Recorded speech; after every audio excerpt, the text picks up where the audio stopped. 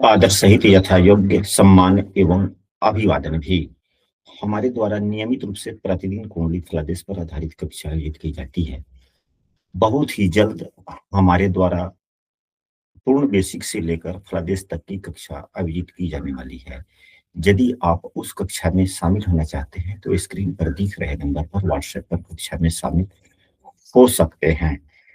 साथ ही यदि आपने अभी तक अपने इस चैनल को सब्सक्राइब नहीं किया है तो सब्सक्राइब अवश्य कर ले। और आइए चलते हैं, अब आज की विषय वस्तु शुरू करते हैं। तो आइए शुरू करते हैं अभी का विषय वस्तु। अभी का विषय वस्तु है कि पढ़ाई में मन क्यों नहीं लगता। प्रश्न को हम सबों को समझना चाहिए एवं पिता की बातों का अनुसरण जातक क्यों नहीं करता है। यह कुंडली विश्लेषण की कक्षा है। कई विद्वानगणों ने अपने अपने विचार दिए हैं इसी कुंडली पर। हम उन सभी विद्वानों का आभार व्यक्त करते हैं कि कम से कम अपने ज्ञान के आलोक में जितना ही उन्होंने कहा उत्तम ही कहा। किसी की बातों में कहीं से कोई संशय नहीं रहा। परंतु हम सबों को प्रश्न को समझना चाहिए। प्रश्न यह पूछा गया है कि पढ़ता नहीं है सो प्रश्न नहीं है, पढ़ाई में मन क्यों नहीं लगता है। हमने जातक की उम्र भी दर्शा दिया कि जातक का उम्र लगभग 14 वर्ष है। इसका मतलब यह है कि जातक अभी मैट्रिक क्लास में है या इंटर में जाने वाला है। तो मन की स्थिरता के लिए साधारणतः हम सबों को चौथे भाव का विचार करना चाहिए एवं चौथे भाव के कारक का विचार करना चाहिए एवं चौथे भाव पर पड़ने वाले दृष्टियों का विचार करना चाहिए। तो सबसे पहले चौथे भाव के स्वामी का ही विचार कर लेते हैं। चौथे भाव के स्वामी अपने भाव से एक भाव आगे हैं। कोई भी ग्रह यदि अपने भाव से एक भाव आगे होता है तो उत्तम ही होता है। और वह चौथे भाव का स्वामी किसी अन्य बुरे भाव का तो स्वामी नहीं है। तो नहीं, चौथे भाव का स्वामी लग्न का ही स्वामी है। इसलिए और उत्तम ही बात है कि भाव से एक भाव आगे है। तो चौथे भाव के स्वामी की स्थिति के आधार पर यह मंगल की राशि में है एवं यह बकरी है। बकरी ग्रह आगे पीछे करते ही हैं, थोड़ा सा समस्याएं देते हैं। तो हल्का सा यहाँ से समस्या अर्जित हुआ तो यूं समझ लीजिए कि देवगुरु बृहस्पति बकरी होने के कारण थोड़ा सा ओवर कॉन्फिडेंस या थोड़ा सा आगे पीछे करने का प्रयास करता है। देवगुरु बृहस्पति की वास्तविक स्थिति को देखा जाए तो यह बकरी है एवं नवमांश में देवगुरु बृहस्पति यही उच्च के हो गए तो यह नीच के जैसे फल प्रदाता हो गए। यानी कि चौथे भाव का स्वामी नीच का भी हो गया, यानी कि चौथा भाव का स्वामी खराब। उपाय तो इनके भी होने चाहिए। एक सभी ग्रहों को, संबंधित ग्रहों को पहचान करके फिर तब सामूहिक रूप से उपाय पर चर्चा की जाती है। अब आते हैं चौथे भाव के कारक पर। चौथे भाव के कारक चंद्रमा है। क्या चंद्रमा अच्छी स्थिति में है? क्या चंद्रमा पीड़ित है?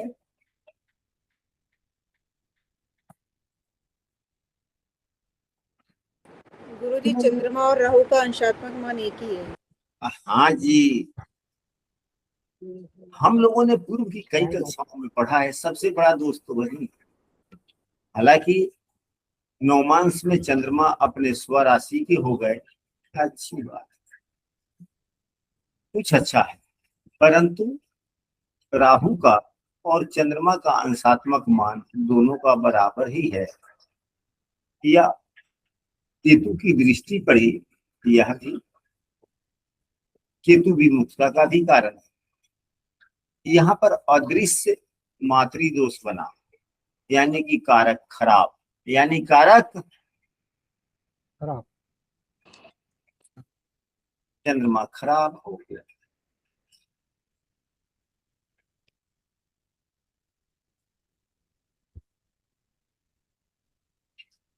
तो चंद्रमा के भी उपाय,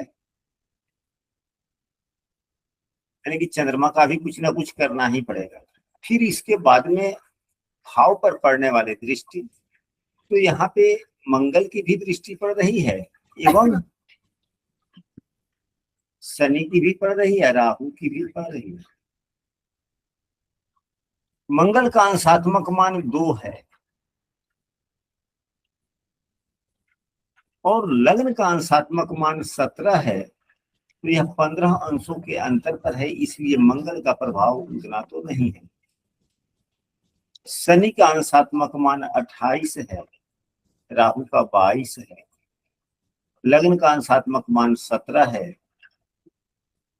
तो शनि भी कुछ ना कुछ प्रभावित कर ही रहा है, आलस से पना दे रहा है, और राहु तो पूर्ण रूप से प्रभावित कर ही रहा है। दो पापक ग्रहों का प्रभाव है। शनि वैसे भाव के स्वामी हैं जो पूरे फल देते हैं।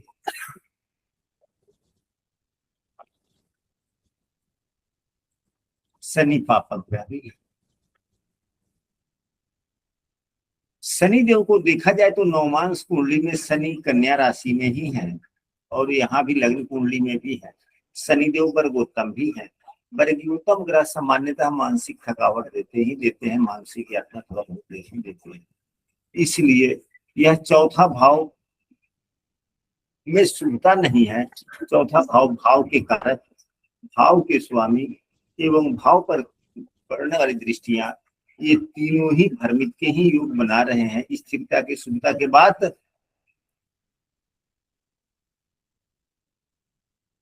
क्या शुभता की बात बतला रहे हैं? ये नहीं नहीं नहीं बता रहे। तो एक पढ़ाई में मन नहीं लगने का कारण, और यहाँ पर राशि भी क्या हो गया, द्विस्वभाव राशि है। मन थोड़ा देर लगेगा, मन थोड़ा देर नहीं लगेगा, एक ही बात। अब आते हैं, ये तो मन की स्थिरता की बात है कि मन नहीं लग रहा। अब आते हैं कि मन क्यों नहीं लग रहा है, तो क्या सीखने के प्रति ललक है कि नहीं। तो सीखने के प्रति ललक जो प्रदान करता है, जब सीखने में ललक होता है तो व्यक्ति का मन थोड़ा ही देर लगे कि ज्यादा ही समझ लेता है। ललक जिज्ञासा तो होनी चाहिए। आप लोग देखते हैं किसी व्यक्ति को थोड़ा ज्यादा जोर से भूख लगा हुआ होता है तो स्वाद नहीं देखता कि खाना का स्वाद कैसा है, झटपट बड़ा जल्दी में खाना खा लेता है। और जब पूरा पेट भर जाता है तब खाने के स्वाद का पता चलता है कि इसका स्वाद ही ठीक नहीं था। जब तक पेट नहीं भरा हुआ है तब तक स्वाद का पता नहीं चलता कि स्वाद कैसा है। भूख तो लगना चाहिए। तो पंचम भाव सीखने का है, पंचम भाव सीखने का। तो क्या यह भाव उत्तम है या यह भाव खराब? तो भाव में देखा जाए मित्र राशि के ग्रह बैठे हुए हैं, अच्छी बात है। भाव में लग्नेश बैठे हुए हैं, यह भी अच्छी बात है, लेकिन ये बकरी है, अंशात्मक मान से बलवान है, पूर्ण फल देने वाले हैं। अच्छा या जो ग्रह अंश बल से बलवान होता है वह अपनी पूरा फल देता है। अब स्थिति के आधार पर यदि शुभ है तो शुभ फल देगा, बुरा है तो बुरा फल देगा, लेकिन देगा पूरा। अगर वह ग्रह तो फल दे रहा है पूरा, क्या लग्न और रिजर्व उसको कर रहा है, तो लग्न का भी अंशात्मक मान देखे, देवगुरु बृहस्पति के अंशात्मक मान के करीब में ही है, 5-6 अंशों का अंतर है।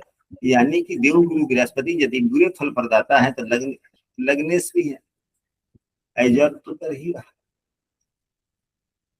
तो देवगुरु बृहस्पति को नवमांश में देखा जाए यह नीच के हो गया, यानी कि पंचम भाव पर उच्च के हो गए और बकरी होने के कारण नीच के जैसे फल देने लगे। अतः पंचम भाव में देवगुरु बृहस्पति की स्थिति लग्नेश का पंचम भाव में होना उत्तम कहा जाता है, लेकिन यही इनके बकरी होने के कारण स्थिति में परिवर्तन हो गया कि नहीं हो गया जी।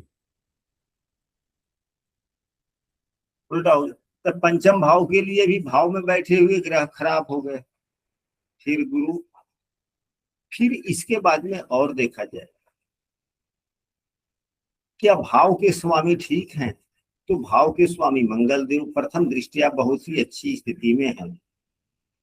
पंचमेश भाग्य भाव में, नवम भाव में, अपने भाव से पांचवें भाव में बैठे हुए, नवम भाव में बैठना उत्तम ही होता है, अपने मित्र राशि में भी उत्तम हो गया। परंतु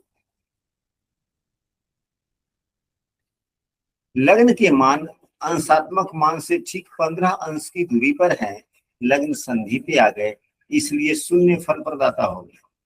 पंचमेश शून्य फल प्रदाता हो गया। मंगल का तो बल बढ़ाना ही चाहिए। मंगल का उपाय जरूरी है। जरूरी है, तो जिन ग्रहों का उपाय जरूरी है हम उन ग्रहों का नाम लिखते चलते हैं। क्या मंगल में किसी प्रकार का दोष है? तो मंगल में तो दोष कई प्रकार के आ गए। एक, लग्न संधि पे आ गए। दूसरा, यह सिंह राशि है, सिंह राशि के शुरू के अंश, जितने शुरू के अंश होते हैं वह ज्यादा खराब होते हैं। यानी कि सिंह राशि के प्रथम नवमांश ज्यादा खराब, दूसरा नवमांश उससे थोड़ा कम, तीसरा नवमांश उससे थोड़ा कम, चौथा नवमांश उत्तम होता है फल वर्धन के लिए। हम सबों ने यह पाया है कि यदि चंद्रमा सिंह राशि में प्रथम अंशों के हो तो सबसे ज्यादा दोष, दूसरे अंशों में हो तो उससे थोड़ा कम। इसके पास चंद्रमा को ही गंडांत नक्षत्रों की शांति इत्यादि के लिए क्यों कह दिया जाता है? तो चंद्रमा मन है और मन के ही कारण सभी स्थितियां अच्छी या बुरी हमारे होती है, इसलिए प्राथमिकता लोग दे देते हैं। यहाँ पर तो जातक के मन में ऊर्जा उत्साह ही नहीं, क्योंकि मंगल का फल लग्न ले ही नहीं पा रहा है, क्योंकि मंगल लग्न संधि पे। यदि पराक्रम, ऊर्जा, उत्साह इत्यादि के कारण कुछ भी अपनापन लग्न को नहीं देंगे तो भले ही जातक क्या हो, फुर्तीबाज ही क्यों ना हो, लेकिन अगर बैठ गया तो बैठ गया, फिर खड़ा होने का मन, यानी कि काम शुरू करने का मन नहीं करेगा, क्योंकि मंगल फल ही लग्न को नहीं दे पा रहे हैं। तो ये तो अंश, ये तो गंडांत में भी हो गए। गंडांत के ग्रहों का उपाय करना चाहिए। मंगल अंशात्मक मान से भी कमजोर है, 2 हो गया। तीसरा, लग्न संधि पे भी है, इसलिए मंगल भी खराब हो गए, मंगल भी खराब हो गए। खराब हो गए। अब इसके बाद में केवल मंगल ही खराब होते तो काम चल जाता। हम लोगों ने यह भी देखा है तो पाया है, पुस्तकों में हम लोग पढ़ते हैं, चाहे फल दीपिका हो या कोई भी पुस्तक हो, शरावती हो, हम तो बार बार फल दीपिका पुस्तक के नाम देते हैं। फल दीपिका पुस्तक के लेखक एवं टीकाकार को हम सबों को नमन करना चाहिए, प्रणाम करना चाहिए। देवगुरु बृहस्पति जिस राशि में बैठे हुए हैं, चौथे भाव के स्वामी, उस राशि के स्वामी कमजोर हो गए, सेकेंड चांस बना। मंगल जिस राशि में बैठा हुआ है उस राशि का स्वामी नीच का हो गया, यानी कि गुरु को अगर देखे तो पिछला 3 पीढ़ी का मंगल को देख ले। मंगल जिस राशि में बैठा हुआ है पंचमेश होकर, उस राशि का स्वामी सूर्यदेव नीच के हैं। सूर्यदेव नीच के नीच के हैं। यदि सूर्यदेव नीच के हो जाते हैं तो फिर व्यक्ति को कुछ ना भी कुछ कहिए कि तुम पढ़ लिख लोगे, ये बन जाओगे, वो बन जाओगे, यानी कि स्वप्न दिखलाइएगा, दूसरे के बारे में कुछ अच्छा बात कहिएगा तो उसको इग्नोर कर देगा, उसको ललक ही नहीं जगेगी कि फल्ला भी इधर फर्स्ट कर गया, ये हो गया, वो हो गया, इसको यह नौकरी लग गई, उसको वह नौकरी लग गई। इस प्रकार की बातें बोलने पर बहुत से विद्यार्थियों में जुनून बढ़ता है कि नहीं बढ़ता है? जी बढ़ता है। बढ़ता है। लेकिन यहाँ पे सूर्य के नीच के हो जाने से व्यक्ति के मन में जुनून भी नहीं आएगा। व्यक्ति के मन में अहंकार जुनून की नहीं, इस चीज के लिए जुनून नहीं आएगा। तो अपना नाम ऊपर करने के लिए, यश बढ़ाने के लिए, ये अच्छा नंबर से मैं पास करूं तो मेरा नाम होगा, ऐसा इनके मन में विचार ही नहीं आते होंगे, क्योंकि सूर्य नीच के पंचमेश जिस राशि में बैठा हुआ उस राशि के सामने। तो सूर्यदेव का भी उपाय आवश्यक है कि नहीं है? जी।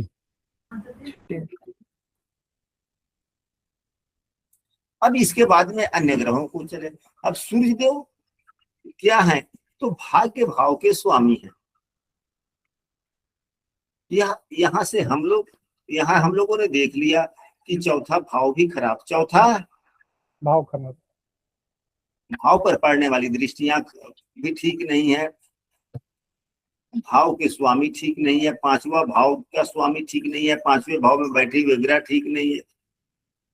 अब पंचम भाव पर जो सूर्य की दृष्टि ऊंची पड़ रही है, इसको भी थोड़ा खंगाल ले।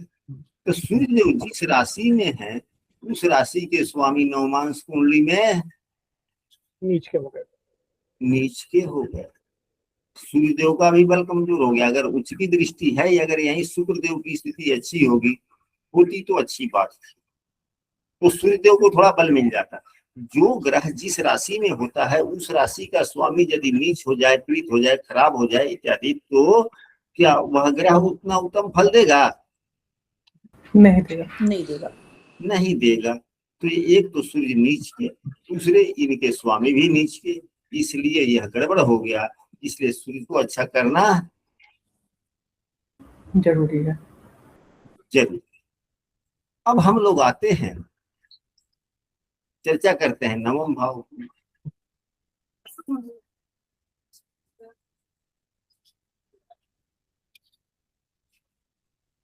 तो नवम भाव के स्वामी खराब हो गए, क्योंकि नवम भाव से इंटरमीडिएट या ग्रेजुएशन इत्यादि उच्च शिक्षा देखा जाता है।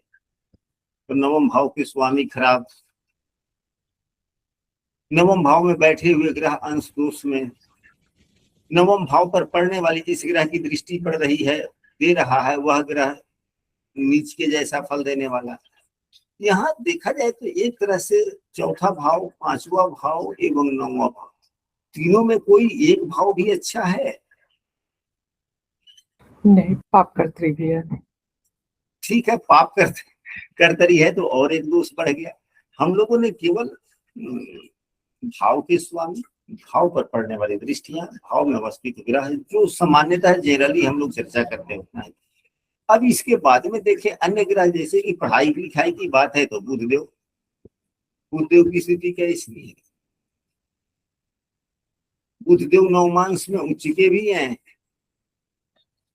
यहाँ जल तत्व की राशि के होकर के, जल तत्व के राशि में जो भी ग्रह होते हैं, अगर वह नवमांश में कन्या या कन्याकार है, हाँ कन्या या कर्क में होते हैं, तो वो पुष्कर नवमांश में कहेगा। तो पुष्कर नवमांश में तो बुधदेव है, परंतु बुधदेव का अंशात्मक मान 7 भी है, और यह शुक्र से युक्त है।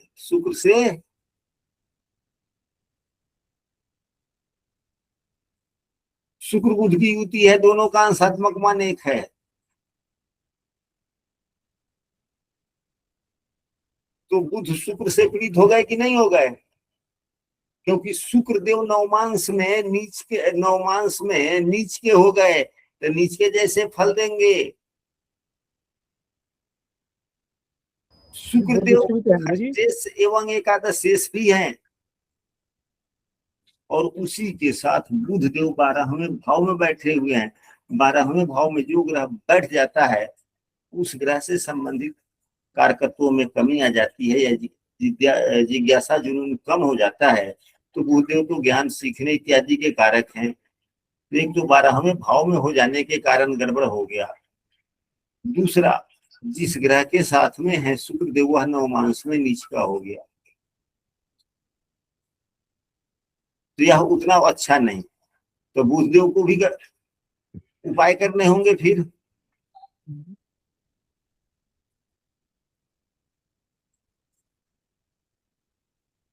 तो बुधदेव के उपाय किए जाने चाहिए कि नहीं किए जाने चाहिए? जी। अब यहाँ पर तो हम लोगों ने चर्चा किया कि पढ़ाई में मन क्यों नहीं लगता, तो प्रश्नों को पहचान करके हम सबों को अपने विचार देने चाहिए। जब मन की बात हो जाए तो चौथे भाव से शुरू करना चाहिए। चौथे भाव की स्थिति देखना चाहिए कि मन में स्थिरता है कि नहीं है। तो मन की स्थिरता नहीं हुई, इसके बाद में जो मैट्रिक स्टैंडर्ड तक की पढ़ाई है वह गड़बड़ हो गया। 5वां भाव खराब होने से फिर कॉलेज में जाएगा विद्यार्थी, फिर गड़बड़। केवल पास कर जाने से कुछ थोड़े होता है। पास तो व्यक्ति 30% नंबर आ जाता है, पास हो जाता है। 30% पर ही पास है ना जी। लेकिन 30% से हम सक्सेस नहीं करते ना। सक्सेस होने के लिए तो 90% से भी अधिक अंक आते हैं, तब जाके कहीं नौकरी वोकरी का जुगाड़ हो पाता है, नहीं तो वो भी नहीं हो पाता। यहाँ तो 99.99% लोग लाने वाले। अगर परसेंटेज की बात करें तो परसेंटेज में भी 95, 98, 99% लोग लेकर आते हैं मार्क्स में, प्रतिशत पर।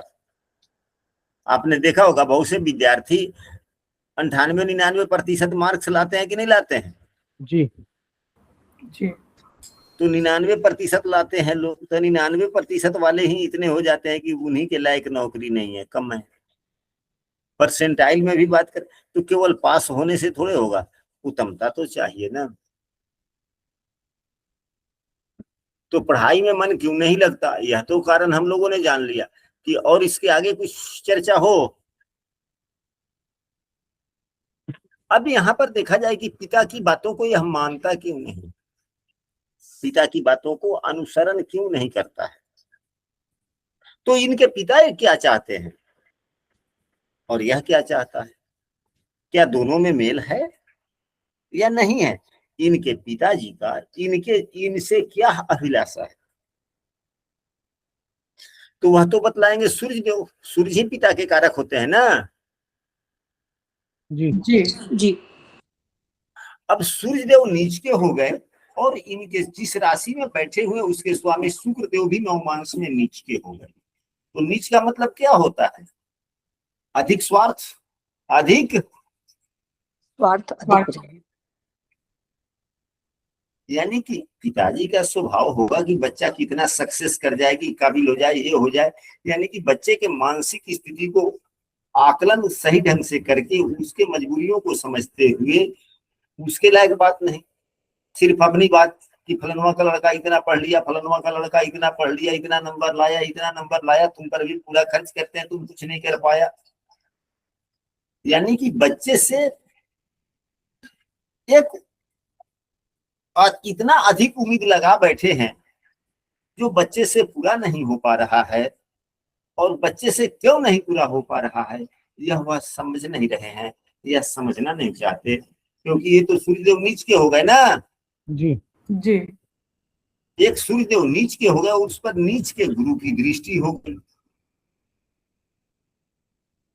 तो बच्चे के अंदर में क्या समस्याएं चल रही है, मन में क्या हो रहा है, यह वह नहीं समझना चाहते। लेकिन अपनी निजी हितों को ध्यान में रखते हुए कि फलनवा का लड़का इतने नंबर से पास हुआ है, इतना ध्यान से पढ़ता है, उसका नाम इतना अच्छा चल रहा है, तुम्हारा नाम नहीं चल रहा है, केवल डांटना कोसना या इसी प्रकार की बात बोलना। तो वहां से, और चूंकि लड़का का पढ़ाई में मन नहीं लग रहा है, लगने से भी बकरी है, और पिताजी स्वार्थ वाली बात बोल लेते हैं कि भाई फलनवा का लड़का का नौकरी हो गया, तुम इस प्रकार से पढ़ोगे तो तुम्हारा नौकरी कैसे होगा, अर्थ युग है, ये है वो है, हम कितने दिनों तक पैसे देते रहेंगे, एक सीमित समय के लिए हम पैसे देते रहेंगे, फिर उसके बाद में तुम जब बड़े हो जाओगे तो अपने कमाना अपने खाना। लेकिन मजबूरियों को समझते हुए उस पर उसके अनुरूप उसको सुझाव सलाह नहीं देकर के गलत है। इसलिए और भी ढेर सारे कारण,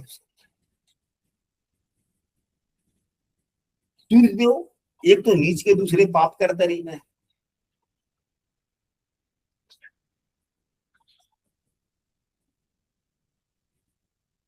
एक तरफ राहु दूसरे तरफ शनि, सूर्य के एक तरफ राहु दूसरी तरफ शनि। दूसरे तरफ शनि। मंगल, मंगल देव भी पाप करती में है। अब मंगल भी है, मंगल पंचमेश है, इसलिए मैंने मंगल का नाम ले लिया, हालांकि मंगल की भी दृष्टि पड़ रही है 12 भाव पर, शनिदेव की दृष्टि 10 भाव पर भी है। यानी कि इधर भी दो, 10 भाव पर भी दो पाप ग्रहों का प्रभाव। जी यहाँ भी केतु देख रहे हैं, तो शनि केतु हो गया 2 ग्रह। यहाँ यदि मंगल देख रहे हैं तो राहु भी है, जी। तो मंगल और राहु 2 ग्रह इधर भी, ये तो डबल पाप करतरी में हो गए फिर ना। जी जी। तो और थोड़ा ज्यादा स्वार्थ वाली बात है। देव गुरु बृहस्पति भी पाप करती में। देव जो रही सही कसर रही, देव गुरु बृहस्पति अपना पूरा कर रहे हैं। यानी कि व्यक्ति एक अधिकार वाली बातें बहुत समझाता होगा। नौमांस में उच्च क्या है देव गुरु बृहस्पति। हाँ, इसलिए तो नीच के हो गए ना, क्योंकि ये बकरी हैं। जी जी। तो पिता काफी समझाते होंगे, डांटते हुए समझाते होंगे कि फलाना का लड़का इतना परसेंट मार्क्स ला रहा है, तुम पढ़ता नहीं है, पढ़ो, ध्यान लगाओ, ये करो वो करो, नंबर तुम्हारा कम आता है। यानी कि डांटते हुए समझाना। सर इसमें हम ना एक राहु जो 8वीं राशि में बैठे हैं 12वें भाव में, हम उसको थोड़ा सा लें तो राहु मंगल की राशि में बड़े खराब होते हैं, और वो एकाग्रता के कारक इसके बुद्धि के कारक बुद्धि के साथ भी बैठे हैं, और राहु की महादशा भी चल रही है। और राहु की महादशा के साथ साथ शनि की जो इसको जो मिली थी, इसको श्रवण नक्षत्र मिला था, तो चंद्र की महादशा मिली थी जो 1 वर्ष या 1.5 वर्ष के आसपास मिली थी। उसके बाद इसकी जो चली होगी तो मंगल की चली होगी, तो अब 4 साल से इसकी राहु की 4.5 साल से राहु की महादशा चल रही है और शनि की अंतर्दशा चल रही है। तो शनि की अंतर्दशा, शनि भी इस धनु लग्न की कुंडली में कोई बहुत अच्छा परिणाम नहीं दे रहे हैं, तो दशा और महादशा की तरफ से भी इसको बड़ा पीड़ा है इसको। हाँ जी, तो अब यहाँ पर देखा जाए, ठीक है, बहुत अच्छी बात आपने कही। तो कितने ग्रह खराब हो गए? तो यहाँ पर देखिए, गुरु चंद्रमा राहु शनि, गुरु चंद्रमा राहु शनि, ये हो गए। गुरु मंगल सूर्य, फिर गुरु मंगल मंगल सूर्य, और अब आ गए बुध भी। यहाँ पे तो सभी ग्रह खराब ही कर रहे हैं। जी। और सूर्य शुक्र की राशि में, और शुक्र देव यहाँ जो नीच के हो गए, तो हल्का फल्का सहयोगी भी है। अब बतलाइए, यहाँ पे तो सभी के सभी ग्रह खराब कर रहे हैं। अगर चंद्रमा खराब है तो केतु के कारण खराब, केतु भी आ गया ना जी।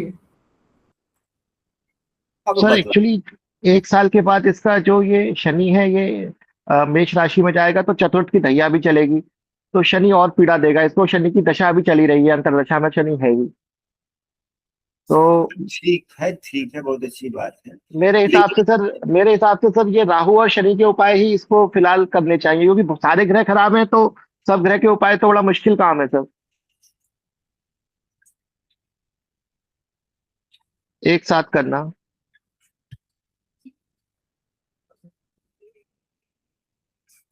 इनको गुरुजी, इस जातक को जो ये त्रिकोण है शनि चंद्र केतु का, वो त्रिकोण बचा के ले जाएगा। गुरु मंगल, गुरुदेव मंगल और सूर्य के कर लें, वो उससे पूरी कुंडली कंट्रोल में आ जाएगी।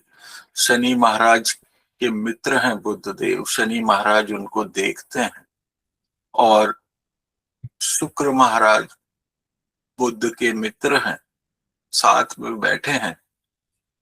हालांकि शत्रु राशि में है, कोई फर्क नहीं पड़ता, भाव 12वां है, वहां पे काम करेंगे ही करेंगे। राहु महाराज के ऊपर मंगल महाराज की राशि में है, मगर मंगल महाराज देखते हैं, तो भी काम करेंगे ही करेंगे। कुंडली में बल है, थोड़ा सा हटी है, उसका मंगल आपने कारण बता ही दिया है, लग्न संधि वाला। तो और दूसरा कारण आपने बता ही दिया है कि बहुत ही कई बार हमारी अपेक्षाएं बहुत अत्यधिक हो जाती है, परंतु पात्र की पात्रता उतनी नहीं होती है, तो अपनी आकांक्षाओं को भी पिता जो इनके माध्यम से करवाना चाह रहे हैं, थोड़ा सा उसमें समता लाएं तो ठीक हो जाएगा। परंतु सक्सेसफुल बनेगा गुरुजी ये जातक। पत्री यू टर्न खराब तो करेगा है, ये जातक यू टर्न करेगा। जी गुरुजी। नवमांश बहुत सदा हुआ है सर, इसका नवमांश बहुत सदा हुआ है इसका। अब वो त्रिकोण बनाए शनि महाराज, धीरे धीरे काम करते हैं, मगर पक्का काम करते तो देंगे तो सही ना, तो देंगे, वो आपको फल देंगे ही देंगे। थोड़ा सा संयम रखें तो काम हो जाएगा। परंतु अब अगर मेरे से ही समझ लिए, अगर गुरुदेव जो हैं हमारे गुरुजी, तो वो मेरे से अगर ये उम्मीद कर लें कि मैं अंबानी के जितना धनवान हो जाऊं, तो कैसे होगा? तो वो तो संभव नहीं है। तो मेरी भी क्षमता है, गुरुदेव का प्रेम है, वो चाहते हैं मैं बन जाऊं अंबानी, लेकिन मैं बन थोड़ी सकता हूं अभी। तो इसी कारण से पिता के बातों का अनुसरण नहीं करता। पिता की आकांक्षाएं कुछ ज्यादा ही है, जी और गुरुजी। जातक में वर्तमान में वह पात्रता नहीं है। हाँ, उसके लिए वो समय चाहता है थोड़ा, वो है, मगर हाँ जगाना जरूरी है गुरुजी। मगर आपकी कथन सर्वथा सत्य है कि थोड़ी आकांक्षाओं को थोड़ा सा सीमा में लेके आए। और शिकायत परंतु के ये, लहजे में ना बात करें। सॉरी आरती जी, आप बोलिए। अब बोलिए बोलिए बोलिए। नहीं, क्योंकि इसमें गुरुजी ये ग्रह काम करेंगे करेंगे ही करेंगे। यद्यपि मंगल देव संधि पे हैं, परंतु गुरुदेव का उनके ऊपर कुछ ना कुछ असर आएगा ही आएगा, और वो योग तो फल देगा ही देगा। पंचमेश नवम में बैठ जाए, वो भी मित्र की राशि में, तो कुछ ना कुछ तो फल देके जाएंगे ही जाएंगे, और मेहनत करवा देंगे, क्योंकि इस कुंडली के अंदर मेहनत में तो करवाएंगे ही करवाएंगे। कुंडली सिर्फ बस ये है कि मन में थोड़ी अभी चंचलता है, और 14 वर्ष की उम्र है, तो 14 वर्ष की उम्र में थोड़ा जातक चंचल होता है, वो अपने दुनिया को देखता है। चाय, अगर ये चाय कॉफी ये कोका कोला टाइप चीज ये ज्यादा पीने की इच्छा होती होगी, उसको थोड़ा सा कम करवा दें, फिर ठीक हो जाएगा। क्योंकि चाय कॉफी कोको कोला इस तरह की चीजें पीने का मन बहुत करता होगा इनका, तो वो कम करवा दें थोड़ा सा। तो उपायों की जहां तक बात है, इसमें 3 उपाय आवश्यक है। 3 उपाय आवश्यक आवश्यक है। एक, भले महादशा राहु की चल रही है, शनि की अंतरदशा है, ठीक है, दोनों ही ग्रह खराब हैं, दोनों की उपाय होने चाहिए। तो हम सबों ने पढ़ा है कि यदि दोष कारक ग्रह अन्य ग्रह भी बनते हो और देव गुरु बृहस्पति भी बनते हो, तो यहाँ पर 2 प्रकार से देव गुरु बृहस्पति 2 प्रकार से 2 जगहों से यह खराब बन रहे हैं। तो देव गुरु बृहस्पति का उपाय करना चाहिए। देव गुरु बृहस्पति अग्नि तत्व में बैठे हुए हैं, तत्वों के आलोक में देव गुरु बृहस्पति का उपाय हो। साथ ही मघा नक्षत्र के दिन मंगल के लिए मघा नक्षत्र के देवता की पूजा की जाए। देवता अलग चीज है, स्वामी अलग चीज है। 27 नक्षत्र है, 27 नक्षत्र के अलग अलग देवता हैं। 27 नक्षत्र के देवता अलग अलग अलग अलग हैं। तो इनके देवता के नाम मंत्रों का थोड़ा जप जुप करके थोड़ा हवन वगैरह करें, मिलते वगैरह करें, तो थोड़ा यह मंगल ठीक होगा, ये ठीक होगा। और बाद बाकी जब सभी ग्रह खराब हैं, तो यह नवग्रह स्तुति करे। क्या करे? नवग्रह यही एक सहारा बचता है। तो नवग्रह स्तुति किस रोज से शुरू करें? नवग्रह स्तुति नवरात्रों में करवा दीजिए गुरुजी। ठीक है, वो तो अमावस्या से करवा दीजिए गुरु जी। ग्रहण दोष भी है।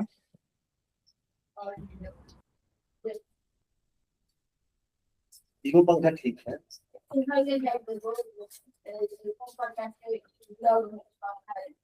ठीक है, ये ठीक है।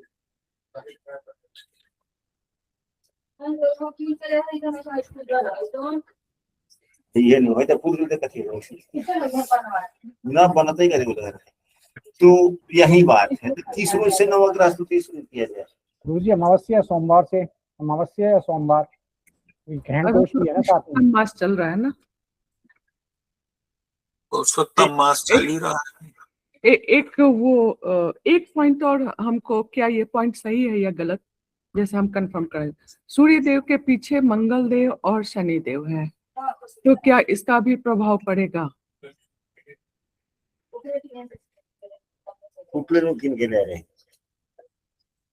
तो देखिए, जब नवग्रह स्तुति करने होते हैं तो क्या तो लग्नेश के दिन करते हैं या पंचमेश के दिन करते हैं या भाग्येश के दिन करते हैं। तीनों यदि मित्र ही हैं। तीनों मित्र ही हैं तो अब इन तीनों में प्रमुख कौन बनता है? तो सूर्यदेव बनते हैं।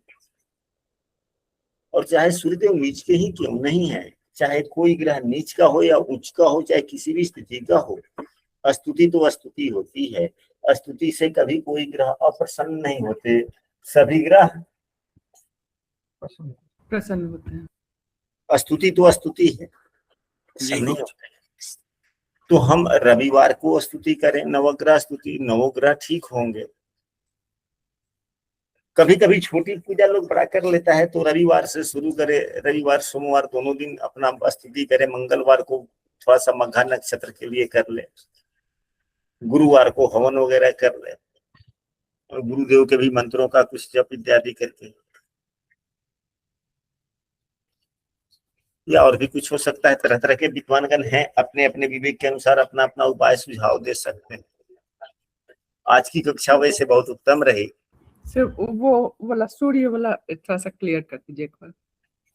मतलब सूर्य देव के पीछे शनि देव और मंगल देव हैं, अच्छा,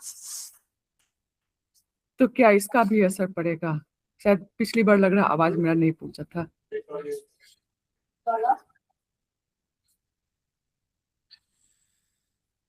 देखिए, क्योंकि शनि देव अनुशासन के लिए है। हाँ तो ये पीछे हो गए ना, तो यह उतने अच्छे नहीं है। मंगल भी उतने अच्छे नहीं, स्थिति के कारण खराब है, स्थिति के कारण खराब खराब है। शनि भले सूर्य के शत्रु है, लेकिन शनि उतना नुकसान नहीं कर रहे हैं जितना मंगल कर रहे हैं। सूर्य के पीछे, सूर्य के 11वें भाव में है ना जी, सूर्य के 12वें भाव में है। सूर्य के 11वें भाव में मंगल है। जी, मंगल देव 11वें में है, शनि देव 12वें में है। हाँ तो ये 12वें है, तो उतने बुरे फल नहीं दे रहे हैं, थोड़ा ठीक ही फल दे रहे हैं। शनिदेव ऊंचाभिलाषी भी है, शनिदेव वर्गोत्तम भी है। जी गुरु जी, इसलिए शनि उतने बुरे फल नहीं दे रहे हैं, शनि ठीक ही है। शनि दसम भाव के कर्तव्य के भी कारक होकर के दसम भाव में ठीक ही है, कोई इतना ये नहीं कह सकते कि हाँ। शनि प्रीति ये होकर के दसम भाव में है, यह भी ठीक है, कोई उतना बुरा। लेकिन मंगल खराब कर रहा है, पंचमेश होकर सूर्य से 11वें भाव में हो गया, और यह गंडांत में हो गया, एक जी, लग्न संधि पर हो गया, तो और 11वें भाव में बैठे हुए ग्रह लग्न को प्रभावित करता है। तो अब मंगल का लग्न हो गया, अगर मान सूर्य को अगर लग्न मानते हैं तो मंगल 11वें हो गया, तो सूर्य को तो प्रभावित करेगा ही। अब वही लग्न में सूर्य देव अपने नीच के, और यहाँ भी यह भी गंडांत है, तो दोनों तो एक नीम दूसरे करेला हो गया ना। जी जी गुरु।